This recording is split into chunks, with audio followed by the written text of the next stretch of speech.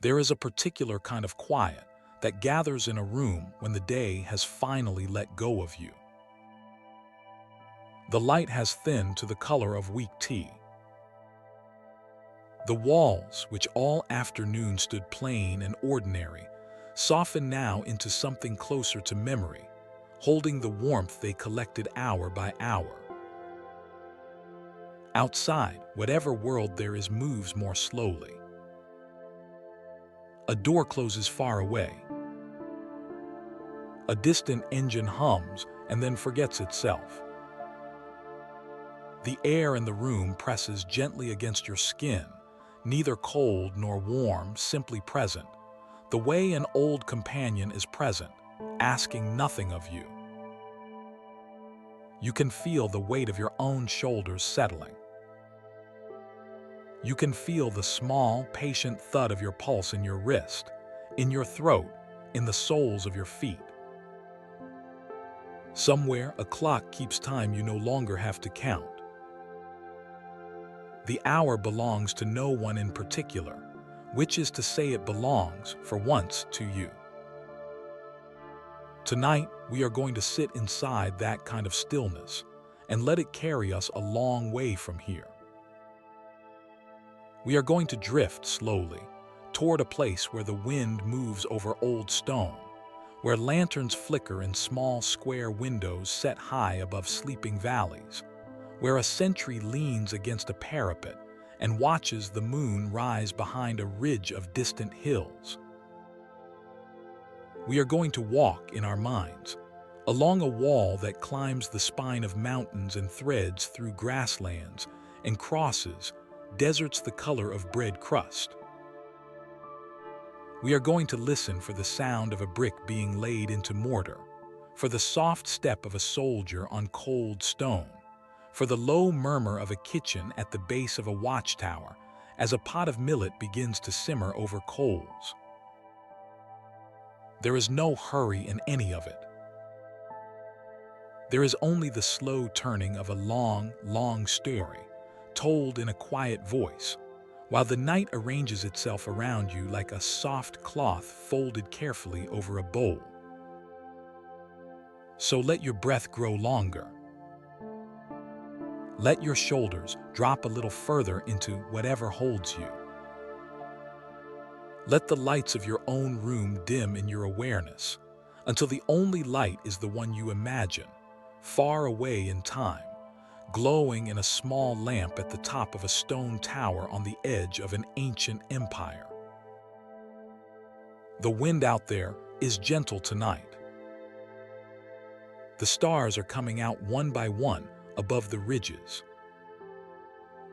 There is tea steeping somewhere and bread cooling on a wooden board, and a watchman who has just finished his rounds and is settling onto a wooden stool with the contented sigh of a person whose work, for now, is done. We are going to sit beside him for a while. We have nowhere else to be. The wall, when you first imagine it, is not a single thing. It is many walls, built across many centuries, laid down by many hands and many languages. The story most often told begins more than 2,000 years ago, in the time of the first Qin emperor, who looked at the scattered earthworks left by the rival kingdoms he had just united and decided they should be joined into one continuous line. Before him, smaller walls had risen here and there along the edges of the warring states, low ridges of pounded earth meant to slow a horse or shelter a sentry. These first walls are humble things in the imagination, more like the long embankments of a country lane than the dramatic stone ramparts of later ages. They smelled of dust and dry grass. They were built in seasons when the ground was soft enough to dig, and abandoned when the rains came and turned the trenches to mud. People worked on them and went home to their villages, and the walls stayed where they were, lengthening slowly, settling into the landscape like the bones of some long animal lying down to rest. It was the unifying emperor of Qin who first drew these scattered fragments into a single thought. After he subdued the warring kingdoms in the late 3rd century before the Common Era, he sent his general Ming north with hundreds of thousands of soldiers to garrison the frontier and to bind the existing walls together into one defensive line. The work, by the records that survive, took roughly 9 years. The labor force was enormous, drawn from the army itself, but also from peasants summoned away from their fields and from convicts sent into exile far from the warm river valleys of the south. They worked along a frontier that wandered across high steppe and rolling-less hills, sometimes following ridgelines, sometimes cutting across open country where no natural barrier would do. The materials were whatever the land offered.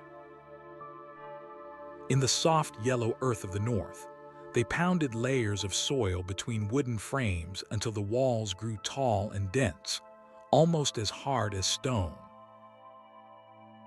In the stonier passes, they piled rough rocks and packed clay between them. In the deserts that lay further west, they would later mix reeds and gravel into the rammed earth, layering willow branches between courses of soil so the wind would not undo their work. The dynasties that followed inherited the idea and reshaped it, each in their own way. The Han built far out into the western corridors, sending walls and watch posts deep into the lands now called Gansu and Xinjiang, to protect the long thread of caravan routes that would later be remembered as the Silk Road. The Northern Way, the Northern Qi, the Sui, all added stretches and patched older sections, each according to the particular worries of their century. There were long, quiet ages, too, when the walls were left to themselves. The Tang and the Song did little along these old lines, preferring other strategies. Earth slumped back into the hills. Grass grew over the parapets. Foxes made dens in the collapsed beacon towers, and shepherds rested their flocks in the shade of crumbling gates that had once been guarded by men in lacquered armor. The walls did not vanish in these centuries. They simply slept. When the Ming Dynasty rose in the 14th century, after the long rule of the Mongol Yuan had ended, the old idea of the wall woke again. The Ming emperors looked north and saw the steppe rolling away into uncertainty, and they remembered that for thousands of years, their predecessors had drawn lines of stone and earth across the same horizons. Over the next 2.5 centuries, in fits and stretches, in seasons of urgency and seasons of patience, they built the wall we most often picture in the imagination. They built it longer and stronger, and far more elaborate than anything that had come before. They faced its slopes with kiln-fired bricks and granite, raised watchtowers with arched windows and tile roofs, knit it together with passes that stood like small fortified cities at the gaps between mountain ranges. The wall in its Ming form ran roughly from the Bohai Sea in the east to the desert pass at Jiayuguan in the far west, weaving across thousands of miles of ridges and valleys and sands, and it became the longest single human work the world had yet known. To picture it now is to picture not one structure but a slow conversation between landscape and labor, carried on across many lifetimes, by people whose names have mostly gone unrecorded. They were soldiers and farmers, masons and brickmakers, exiles and ox drivers, women who carried baskets of lime up steep paths and children who fetched water for the work crews. They were astronomers consulted for auspicious days and scribes who tallied loads of stone in neat columns of ink. They were old men who remembered an earlier section of wall built by their grandfathers, and young men who would, in their turn, become old beside the same parapets. The wall grew under their hands the way a coral reef grows under the patient hands of small living creatures, layer upon layer, generation upon generation, until the line of it could be traced from satellites that none of them would ever know existed. For now, though, leave the wide view behind. Let your imagination drop down out of that great height and settle, gently, on a single place along the line. A ridge somewhere north of the capital. A morning early in the 15th century. The grass is silver with dew. The sky is the pale color of a robin's egg, and the first crows are calling from the pines. Below the ridge, in a small valley sheltered from the wind, a brick kiln is just beginning to wake. The brickmakers rise before the sun.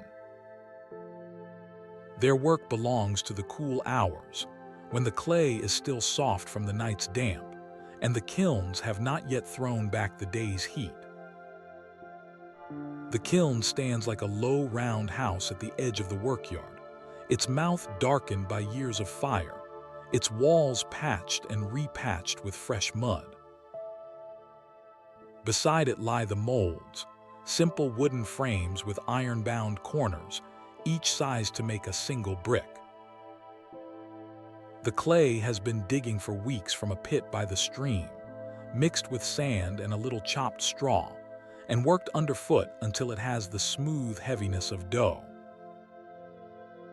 A man in a quilted jacket presses a fist of clay into a mold, slices off the excess with a wire drawn taut between two pegs, taps the brick out onto a long plank, and reaches for the next handful. He has done this so many thousands of times that his hands no longer ask his mind for instructions. They simply move, and the bricks line up across the planks like loaves at a baker's shop, ready to dry in the sun before they go to the fire. The Ming wall builders learned to leave a quiet record of themselves in those bricks. On many of the bricks fired for the great northern sections, the makers stamped small inscriptions before the clay went hard. Sometimes the stamp gave the name of the kiln, sometimes the year of manufacture, sometimes the regiment that had ordered the batch. It was, in part, a system of accountability. If a brick failed too soon, an inspector could trace it back to the workshop that had made it. But it also means that, even now, a person walking certain old sections of the wall and turning over a fallen brick can sometimes still read the careful characters of a kiln master who lived 600 years ago, pressed into the clay as gently as a thumbprint into bread dough. There is something tender in that. The work was hard and the lives were hard, and yet the makers reached for a small dignity, a quiet signature, a way of saying I was here. The bricks took it, and the bricks kept it, and the wind has not yet worn it away. When the bricks were ready, after they had dried and then been fired in the kilns until they rang under a tap like struck pottery, the next problem was how to move them. In some places, the wall ran along ridges so steep that no cart could climb them. The records describe many different methods, and each has the small charm of a practical mind, solving a difficult problem with whatever was at hand. In some sections, Men formed long human chains up the mountain paths, passing bricks one to another until the load reached the top, the way a bucket brigade passes water at a fire. In other places, baskets were hauled up by ropes slung over wooden posts driven into the wall, while the men below pulled hand over hand, leaning back against their own weight.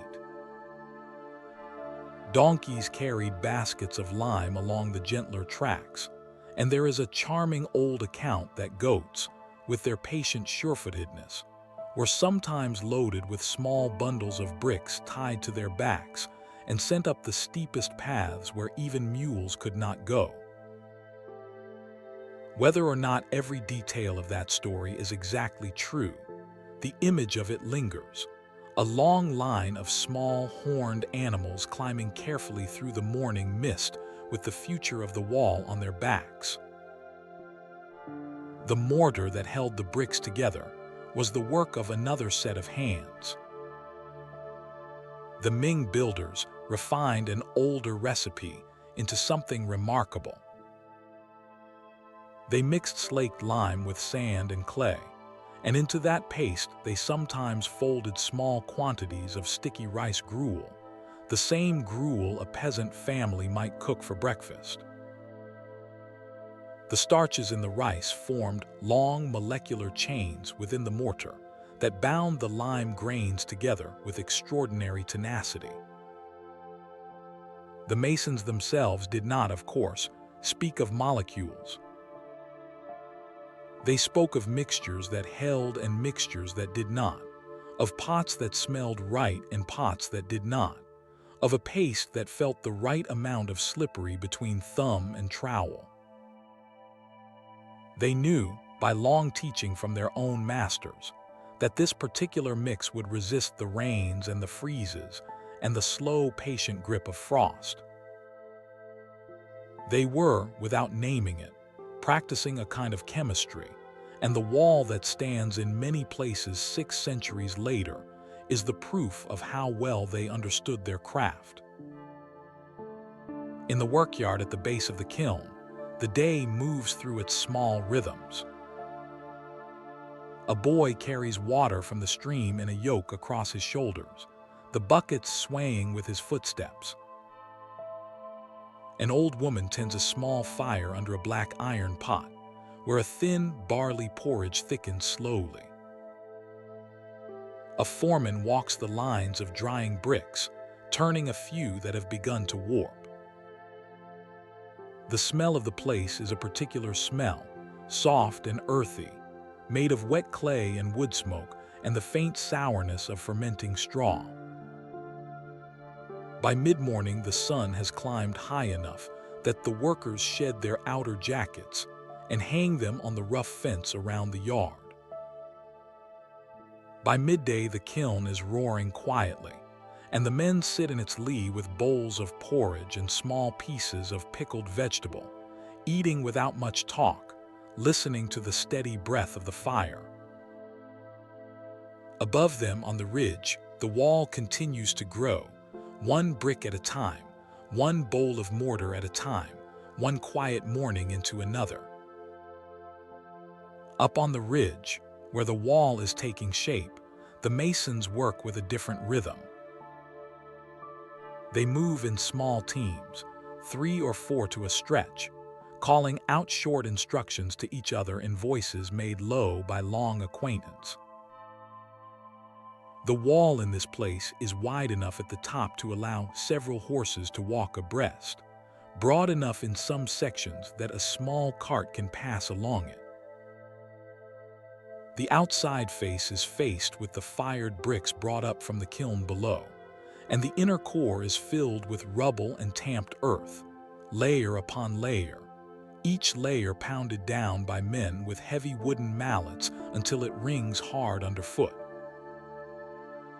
The work is patient and unspectacular. A mason lays a brick, taps it gently with the handle of his trowel, runs the blade along the joint to clean the squeezed mortar, reaches for the next brick. The rope end pulley creaks, as another basket comes up. A bird passes overhead, casting a brief shadow across the new stone. Far below, a stream catches the light and flashes silver between the pines. The Ming wall took shape according to the land it crossed, and the masons learned to listen to the terrain rather than impose a single plan upon it.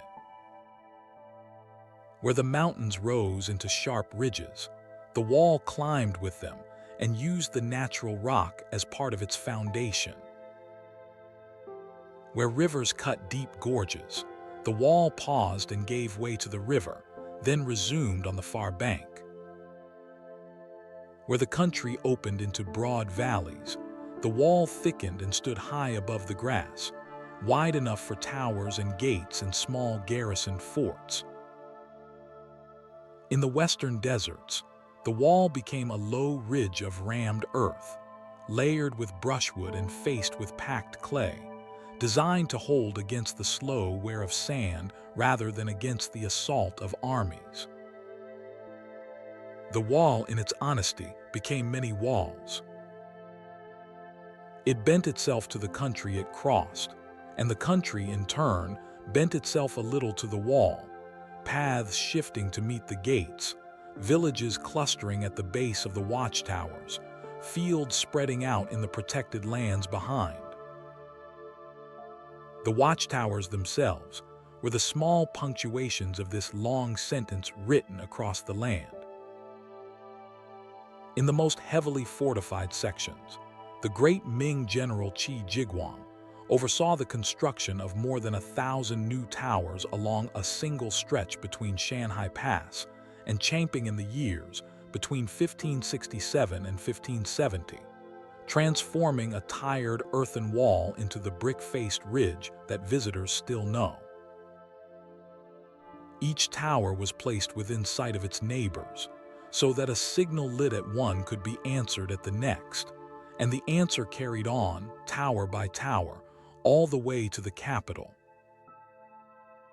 They were built typically with 2 or 3 floors, the lower for sleeping and storage, the upper for watching and shooting, and at the very top, a small platform open to the sky where a sentry could stand under the stars.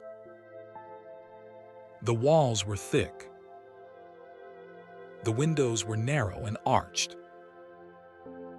The doors were heavy planks bound with iron, and the ladders inside could be drawn up after the soldiers if danger pressed close. Each tower was, in its small way, a house that knew it might also someday be a fortress. But on most nights, of course, no danger came. The towers were houses far more often than they were fortresses. And it is in their daily life, in the slow accumulated hours of routine that filled the long, quiet years, that the truest texture of the wall can be found. Imagine a small tower set on a saddle of land between 2 ridges, perhaps a day's ride north of the capital.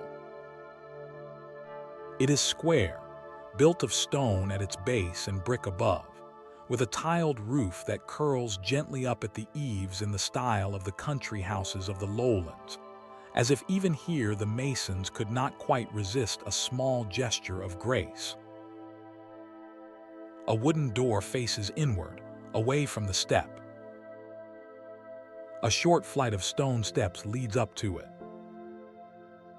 Inside, the lower floor is dim and cool, lit by a single oil lamp set in a niche in the wall. The floor is paved with broad bricks. Along one wall stands a row of large clay jars, sealed with wooden lids, holding rice and millet and dried beans. Against the opposite wall lie stacks of firewood and bundles of dried grasses, cut in the late summer and brought up by donkey before the snow. There are sacks of salt, jars of soybean paste, strings of dried garlic hanging from a beam. There is a low platform of brick along the back wall where the soldiers sleep, padded with quilted mats and folded blankets, a kind of long, warm bench called a kang, which can be heated from below in the coldest months by a small fire fed at one end. The whole room smells of wood smoke and dried herbs, and the faint, earthy sweetness of millet. The garrison here is small, perhaps 10 men, sometimes fewer. They are not the elite troops of the capital. Most of them come from hereditary military families, sons and grandsons of soldiers, born into the obligation of frontier service, the way other men are born into the obligation of farming a particular field. The Ming organized much of its army into such families, and by the later centuries, many of these men had lived all their lives within sight of the wall, married to the daughters of other military families, raising their own children in the small villages that clustered around the larger forts. Some had served in the same tower as their fathers before them. Some would, in time, see their sons take the same watch. Their lives were not glamorous. The pay was small and often late. The food was plain. The work was largely the work of patience. And yet there was a steadiness in it, a sense of belonging to a place and a duty that gave the long days a shape. A morning in the tower might begin before first light. One of the soldiers rises from the warm kang, pulls on his quilted jacket, and climbs the wooden ladder to the upper floor, then another short flight of steps to the open platform on the roof. The air up here is cold and clean, smelling faintly of pine and the dust of dry grass. He looks east, where the sky is just beginning to pale into a thin gray-blue. The land below is still in shadow, but the highest ridges already catch the first color, turning them the soft orange of an apricot. He listens. There is wind in the pines, the distant complaint of a crow, the small pebbly sound of a stream working its way down a gully far below.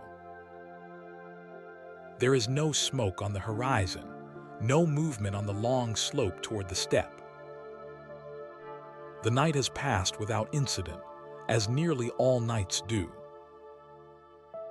He stands a few moments more, watching the light come, and then he climbs back down to wake the others.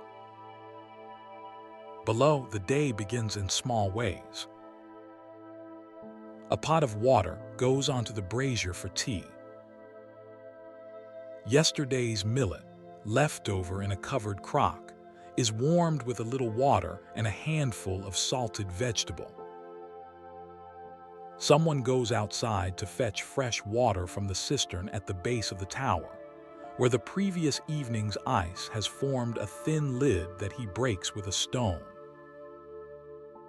Someone else carries out the night soil to the small designated pit downwind of the door. The horses, kept in a small stable at the foot of the tower, are fed and watered and brushed down, their breath rising in pale clouds in the cold air. By the time the sun has cleared the eastern ridge, the soldiers are eating together in the lower room, sitting on low stools around a low table, talking quietly about the weather, about a horse that has gone slightly lame, about a letter that came up from the village with last week's supply cart. Everything is unhurried. The wall has been here for many years. It will be here tomorrow. The morning has its own gentle pace. The day's work in such a tower is mostly the work of watching. 2 men at a time take the upper platform for a watch of perhaps 2 or 3 hours, then are relieved and go down for tea and rest. The watchers carry small flags and a horn, and they know exactly where the next towers stand on the ridges to their east and west, and they know the codes of smoke and fire that have been agreed upon for the season. By Ming regulations, the signals were precise and meaningful. One smoke column with one cannon shot meant a small party of perhaps 100 riders had been spotted. 2 columns and 2 shots meant 500. 3 meant more than 1,000. 4 meant 5,000. 5 smokes and 5 shots warned that more than 10,000 were on the move. Each tower along the line, on seeing the signal from its neighbor, would repeat it within minutes, so that within an hour the news could travel across hundreds of miles of mountain country, faster than any horse, all the way to the gates of the capital itself. For the men in the tower, of course, the signals were almost never urgent. On most days, the watch saw only the wind moving the grass, or the slow shadow of a hawk circling above a distant slope, or a pair of antelope picking their way across an open meadow far below. The work was the work of attention, not of action. To stand for hours and watch, and to know that the watching itself was the thing being asked of you, was a particular kind of discipline. The soldiers learned to read the country with the patience of long acquaintance. They knew which stand of larches changed color first in the autumn. They knew where the small white flowers came up along the south face of the ridge in the spring. They knew which gully held snow into the early summer and which dried out by the third moon. The country, watched long enough, becomes a kind of friend.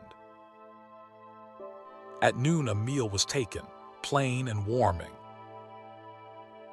A soldier in such a tower might eat a coarse bread of millet or wheat, perhaps steamed rather than baked, paired with a thin soup of cabbage and turnip flavored with a small piece of salted pork. There would be pickled vegetables, sharp on the tongue, to brighten the otherwise simple flavors. There would be tea, always tea, brewed strong in a clay pot on the brazier, poured into small earthenware cups that had been used by the same Garrison for years and grown polished with handling.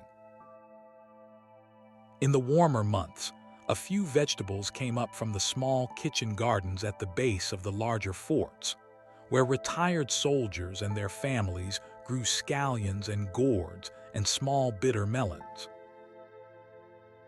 In the colder months, the rations were drier, more reliant on what had been preserved in the autumn, and a particular reverence attached to the jars of pickled cabbage that had been put down in salt and stone weights and now waited, sour and crisp, in the cool corners of the storeroom. The afternoons were given to maintenance. There was always something to mend. A loose brick in the parapet, a signal flag whose hem had frayed, a wooden ladder that creaked too sharply, a patch of moss that had begun to grow in a crack in the watch platform and would, if left alone, work the stone apart in the next freeze. The soldiers carried small kits of basic tools, hammers and chisels and trowels, and they kept the tower in modest repair as a matter of routine, the way a fisherman mends his net by the harbor each evening. Larger repairs, the rebuilding of a section of parapet or the replacement of a fallen roof tile, would wait for the masonry crews who passed along the wall on a regular circuit, but the small work was the soldiers' own. They took quiet pride in it. To leave the tower a little better than you found it was, in a way, a form of prayer. In the late afternoon, in the gentlest hours of the day, there was sometimes time for other things. A soldier might sit on the inner wall of the tower with a small whetstone and slowly draw the edge of his knife along it, again and again, until the steel sang faintly under his thumb. Another might take out a folded paper and a brush and ink and write a few characters in the patient, practiced hand of a man who learned his letters at home from his father.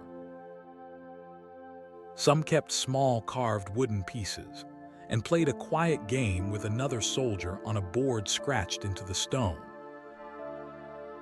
Some simply sat in a square of warm sun by the door and watched the light move across the floor, thinking of nothing in particular, listening to the wind.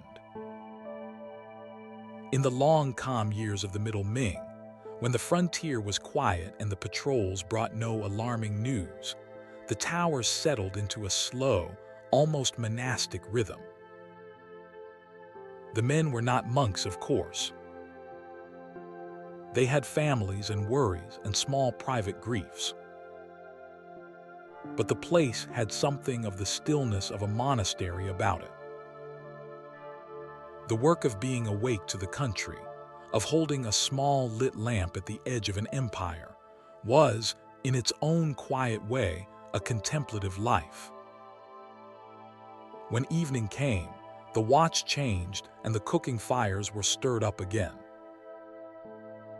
The smell of frying onions and millet came through the tower door.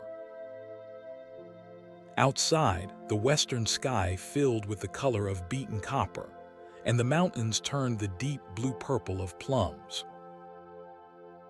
The horses below stamped softly in their stable.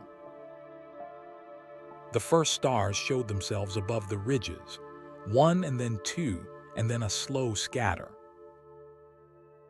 A soldier carried a lit taper to the small lamp niches, and the tower took on the particular gentle glow of a place inhabited by people. Inside, the men sat down to their evening meal, and afterwards they spoke quietly for a while, perhaps of the village down in the valley, perhaps of a piece of news from the capital that had reached them by the supply cart, perhaps of nothing at all. The fire burned low. One man took the first night watch and climbed slowly to the platform with a fur-lined cloak over his shoulders. The rest unrolled their bedding on the kang. The small lamp in the niche burned its slow, patient flame. Outside, the wind moved over the wall as it had moved for centuries, and the wall held, and the night settled, and the sleeping men breathed in the soft rhythms of their long, accustomed rest. The wall, of course, was never only soldiers. From the beginning, it was also a road, and a market and a meeting place. The great passes built into its line were not only military strongholds, but gateways through which people and goods and ideas moved in slow, steady currents, and the daily life of these passes was a different daily life from that of the lonely tower on the ridge. To walk down off the high places into one of the great pass cities is to walk into a world of merchants and muleteers, of innkeepers and scribes, of small inspectors with brushes and ledgers, and the patient air of men who have measured many bales of cloth in their time. Picture the western pass at Jiayuguan, set where the wall meets the empty country at the edge of the Gobi. The fort at Jiayuguan was completed in its earliest form in 1372, in the early years of the Ming, and over the next century and more, it was enlarged into a great rectangle of high earthen brick walls, with two main gate towers rising above the plain like the prows of stone ships. The fort sat at the western end of the wall, in a corridor between snow-capped mountains and stony desert, and it controlled the long road that led on towards Central Asia. To stand at its western gate at sunset with the desert turning rose gold and the mountains behind you holding the last light on their peaks, was to stand at what felt very much like the edge of the world. Beyond the gate, the road stretched away into the dust, and a traveler leaving by it knew that there would be no other walled city for many days of riding. The merchants who passed through this gate carried goods of an extraordinary variety. From the west came carpets and dried fruits, jade from the riverbeds of cotton, glass beads, certain kinds of horse, and the peculiar rolled bales of cotton that traveled wrapped in oiled cloth against the wind. From the east, going outward, went silks and porcelain, bricks of compressed tea, lacquered boxes, rolled scrolls of paper, certain medicines prepared by Chinese pharmacists from herbs grown in the southern provinces. The official trade was carefully regulated. Caravans were inspected at the gate. Tariffs were collected. Documents were checked. A merchant who arrived without the proper papers might be turned back, or might wait several days in a courtyard near the gate, while messages went up to the prefectural office for clarification. None of this was hurried. There was a kind of slow ceremony to it, a recognition that the gate was not only a way through but a threshold, and that crossings should be marked with a measure of care. Around the gates, a small economy of services grew up. Inns offered courtyards for travelers and stables for their animals, with troughs of warm bran water for the camels and beds of clean straw for the mules. Smiths shod horses and repaired iron-bound chests. Tailors mended the worn places in heavy traveling robes. Women sold bowls of hot noodle soup from small stalls along the road, the noodles pulled by hand from a single rope of dough, dropped into pots of broth with quick practiced flicks of the wrist. The air at such a gate market smelled of frying garlic and of the particular dusty straw and leather smell of caravans, and underneath both of those it smelled of the desert itself, that dry mineral fragrance that has no other equivalent. A traveler arriving at Jiayuguan after weeks on the road would stand for a moment at the gate, breathe that smell in, and feel something in his chest unclench. He had reached the wall. He was, by the lights of his own time, home, or close enough to home that the rest of the journey would be safe. There is a charming small custom recorded at Jiayuguan, perhaps part legend and part history, that says when the fort was being built, the chief engineer was so confident in his calculations that he asked for only a single extra brick beyond his estimate. When the fort was finished, the brick remained unused. It was placed on a ledge above one of the gates, where, the story says, it can still be seen, a single brick standing by itself as a quiet boast and a quiet humility, all at once.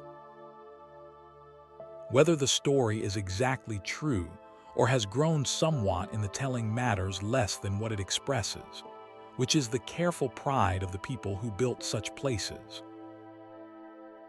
The fort was meant to be exactly enough, and no more. A single brick was the difference between sufficiency and waste. The masons were paying attention. Other passes had their own characters. Shanhai Pass, far to the east, stood where the wall ran down out of the mountains and met the sea. Above its eastern gate hung an old inscription whose characters are translated as First Pass under Heaven, a name suggestive of both grandeur and a certain quiet pride of place. The pass at Shanhaiguan was in some ways the busiest of all, because the road through it connected the heartland to the frontier of the northeast, and a great deal of military movement and civilian traffic flowed back and forth across its threshold. Jiayuguan Pass, closer to the capital, was set in a long, narrow valley between steep wooded mountains, and the road through it climbed and turned through a series of fortified gates so that no army could rush it in a single charge. The pass was a place of beauty, particularly in autumn, when the maples on the surrounding slopes turned a deep wine red and the wall above them glowed orange in the late sun. Travelers wrote of Jiayuguan with affection, lingering at its inns, sitting on the inn balconies with cups of warmed wine, looking out over the painted walls of the gatehouses. In each of these passes, alongside the soldiers and the merchants, there were the smaller hidden professions that make any city work. There were the women who washed the soldiers' uniforms in great wooden tubs at the edge of the river.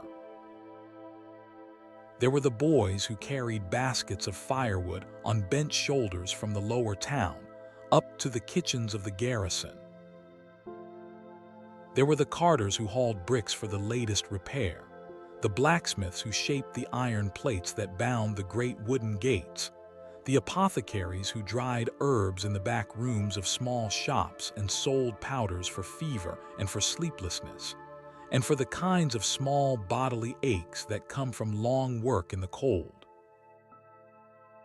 There were monks at the small temples near the pass, who rang their evening bells across the courtyards as the sun set, and the bells were heard by the soldiers on the wall above and by the merchants in the inns below, and the day moved gently into night to the slow, patient sound of those bells. Beyond the passes, the land changed character with every 100 miles of travel. The Ming Wall did not run in a straight line across a single landscape. It moved through forests of pine and oak in the hills near the capital, where wild boars rooted under the trees and pheasants flushed up from the grass at the patrol's footstep. It crossed long stretches of grassland to the north of Datun, where the wind carried the smell of horses and of distant rain, and where the wall itself lay low and earthen, almost a part of the steppe it watched. It threaded through the less country of Shanxi, where the soft yellow hills had been sculpted by centuries of wind and water into terraced ridges, and where the wall at Yulin rose out of the dust the color of old brass. It continued into the desert corridors of the west, through landscapes where a single juniper might be the only tree for miles, where the air was so dry that lips cracked, and the sound of the wind in the grass was the most prominent sound for hours of riding. In each of these places, the people who lived at the foot of the wall arranged their lives around it. The military families farmed small plots in the protected valleys, growing wheat and millet and a few hardy vegetables, raising chickens and pigs and the patient long-tailed sheep of the north. They built houses with thick walls and small windows, many of them with the same heated bed platforms as the soldiers' towers, the kang that warmed their winters.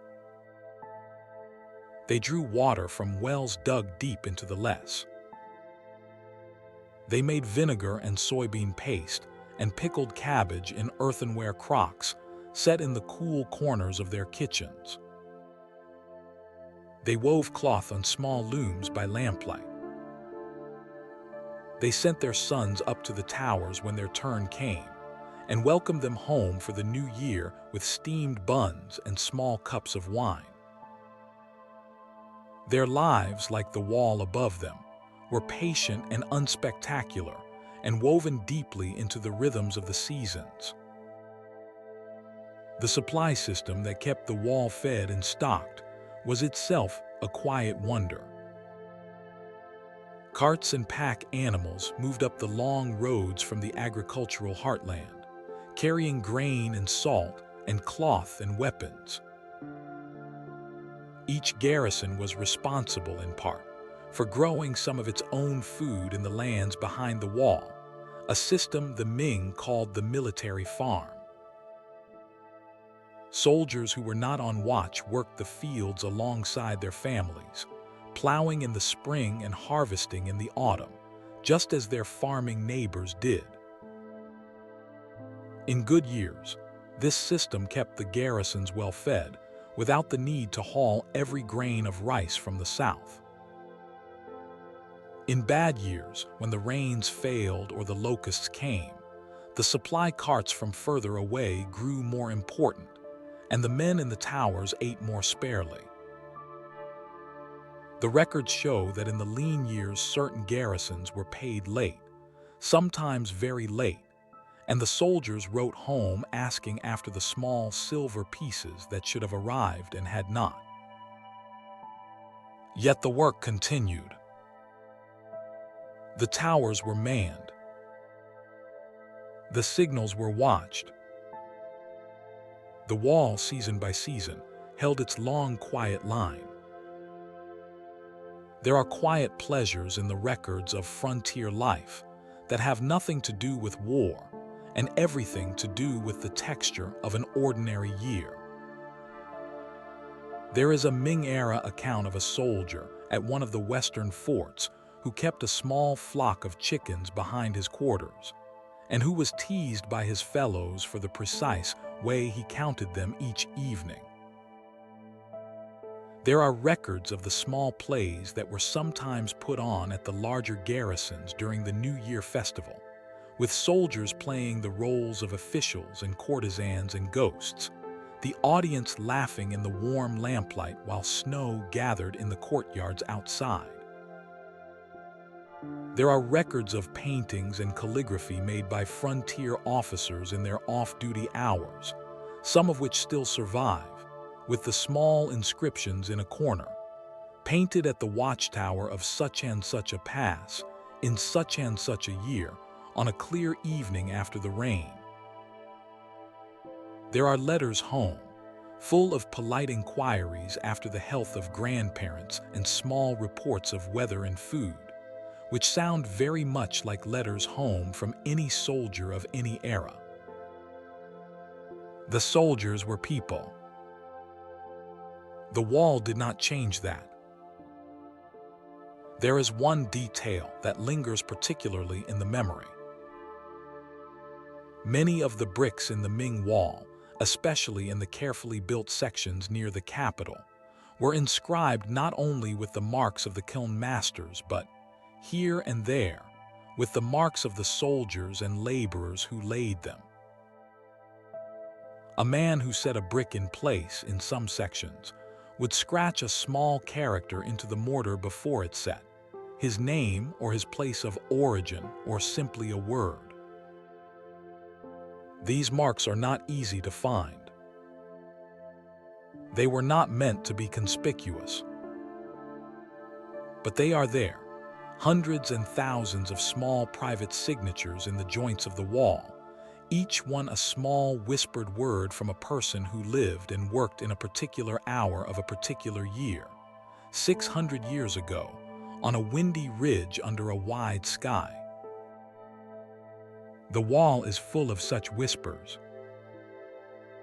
They are why, when one walks along the old sections in the early morning, one sometimes feels accompanied. The wall, of course, did not last forever in its working form. After the Ming Dynasty fell in 1644, the new Qing rulers, who had themselves come from the lands beyond the wall, no longer needed it as a defensive line. Their empire stretched far to the north, and the steppe was now part of the same realm as the heartland. The garrisons were gradually reduced. The supply carts came less often. The towers, one by one, were left to themselves. The soldiers who had spent their lives on the wall went home, or stayed in the small frontier villages and turned to farming. The fires in the beacon towers were not lit. The bricks began their long, slow weathering. Grass grew up between the paving stones. Foxes returned to the collapsed corners. The wall, which had been a working thing, became a remembering thing, holding its long line across the country, the way an old story holds its shape long after the people who first told it have gone. And yet it did not vanish. It is still there, immensely, quietly there, running across the northern provinces of China like a long, careful sentence written across the land. Some sections have been restored, and visitors walk along them in bright weather, looking out at the same ridges that the soldiers in the towers once watched. Other sections lie almost forgotten in remote country, their bricks tumbled, their parapets softened by moss, their old signal towers half sunk into the hillside, visited only by shepherds and the occasional curious traveler. Both kinds of wall, the restored and the wild, hold something true. The restored wall reminds us of the scale and the ambition and the engineering. The wild wall reminds us of the patient hands and the quiet years and the long silence that follows even the largest of human works. It is good sometimes to think about that long silence. The men who built the wall, the men who watched from its towers, the merchants who passed through its gates, the women who carried water up its stairs, the kiln masters who pressed their names into wet clay, the masons who folded sticky rice into their mortar, the boys who fetched firewood, the foxes that slept in the abandoned corners, the moss that softened the old bricks, all of them in their turn have done their part and gone. The wall holds them now in its long memory, the way a river holds the small worn stones that have rolled down it for 100,000 years. None of them needed to be remembered individually for the wall to mean what it means. The meaning is in the accumulation. The meaning is in the patience. The meaning is in the way that small, ordinary acts, repeated over many lifetimes, become, in the end, something visible from the moon. Outside your window, perhaps, the night is settling in its own way. Perhaps a small wind is moving in the leaves, or perhaps the snow is falling, or perhaps the air is simply still. Whatever it is doing it gently. The lamps are dim. The day's work, whatever it was, is finished for now. The soldiers in the small tower on the ridge have eaten their evening meal and unrolled their bedding on the warm bed platform. The watchman has climbed to the open platform with his fur-lined cloak around his shoulders. The stars are out above the mountains. The wall, 600 years old, holds its long, quiet line under the moon, as it has held it through so many nights, and as it will hold it through so many more. Thank you for spending this quiet hour with us at the Bedtime Lore. Rest well now, and let these ancient echoes carry you softly into dreams. Good night.